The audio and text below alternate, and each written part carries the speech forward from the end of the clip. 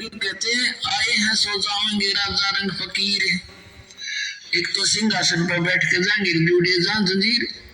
आप तो जाओगे जैसे विमान के अंदर बैठा के मध्य प्रदेश रतलाम जिला जैसे आपको सपना सा होगा, सैलाना तहसील ग्राम सरवन सा होगा जैसे स्वप्न में महापुरा आदमी में संत रामपाल जी महाराज जी का सत्संग तो ऐसे जा पहुंचोगे तुम ग्रामीण क्षेत्र में। जब पता चलेगा वो कांचड़ी तो छोड़ा है, वो तो छोड़ने की थी, वो तो मतलब बहुत दुखी हो रहे थे।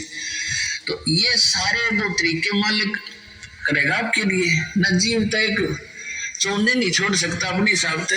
तो सारा कुछ ऑपरेशन पे डॉक्टर का होता है। मरीज जब उसके ऑपरेशन थिएटर में समर्पित हो जाता है तो आप समर्पित हो जाओ, फिर वो करेगा सारा कुछ आपको हर तरह से बचाव करेगा। जो से वस्तु होगी वो आपको देगा, नहीं होगी तो नहीं देगा। तो डॉक्टर के अंडर ट्रीटमेंट होने के बाद मरीज ने अपने नहीं चलानी चाहिए, वो रोग को बढ़ा सकता घटा नहीं सकता, ये सोच लेना।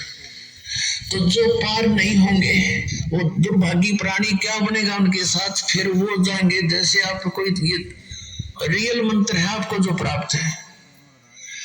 ये सब इन देवताओं के ये इनकी उपासना नहीं है, ये पूजा नहीं है, ये मजदूरी दे रखी है आपको। जैसे हमने किसी का ऋण देना है और उसके वहां मजदूरी करके पूरे करना चाहते तो उसकी पूजा थोड़ी कर रहे हैं, हमने ले रखा है तो देना पड़ेगा।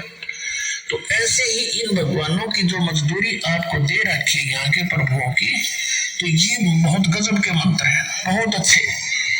और इनकी पूंजी आपके पास ढेर हो जाएगी, इनका ऋण भी उतार नहीं सकोगे, क्योंकि ऋण तो परमात्मा उतरवा होगा, साथ खड़ा होगा। ये काल तो धोखा देता है तुम्हारे साथ।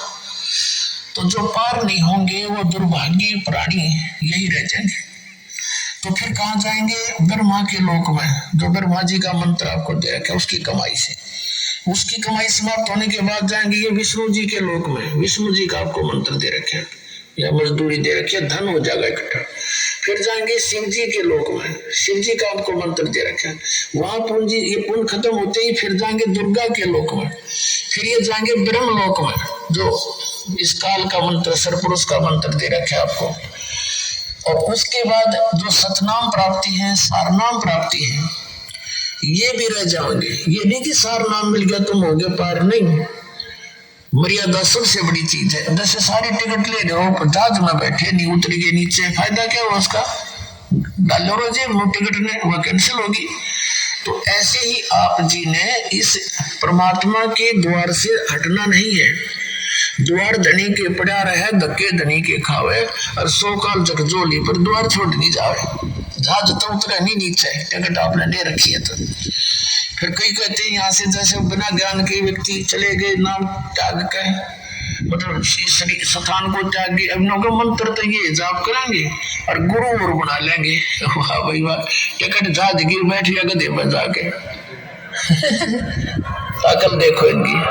तो इसके लिए परमात्मा बताते हैं कि वो जब रह जाएंगे ना यहाँ पे, तो ऐसे प्राणी फिर वहां रोते हैं बैठ के, उनको ज्ञान होता है। तो फिर क्या करते हैं परमात्मा?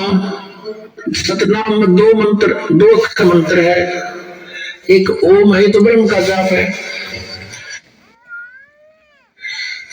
और दूसरा मंत्र है वो अक्षर पुरुष का जाप है, अक्षर पुरुष यानी परब्रह्म का। लेकिन वो परब्रह्म का जाप होते हुए भी उसका धन बहुत गना है, और वहां वो केवल हमने वहां प्रयोग करना था उसको पार करने के लिए 7 संग ब्रह्मांडों को। लेकिन वहां ना जाने से फिर इस काल ने यहाँ पर नकली सतलोक, नकली अलग लोक, नकली अगम लोक बना रखे हैं। और उस दूसरे सतनाम के जो 2 अक्षर में दूसरा मंत्र है उसकी कमाई को ये वहां बर्बाद करवा देता। उसके बाद फिर भी पुण्य इसके बहुत बच जाते हैं, क्योंकि ऐसा मंत्र है।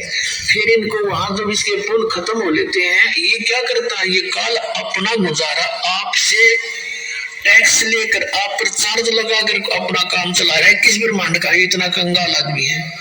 जैसे राजा होता है वो प्रजा से टैक्स लेकर ही प्रभु पाकता है, उसके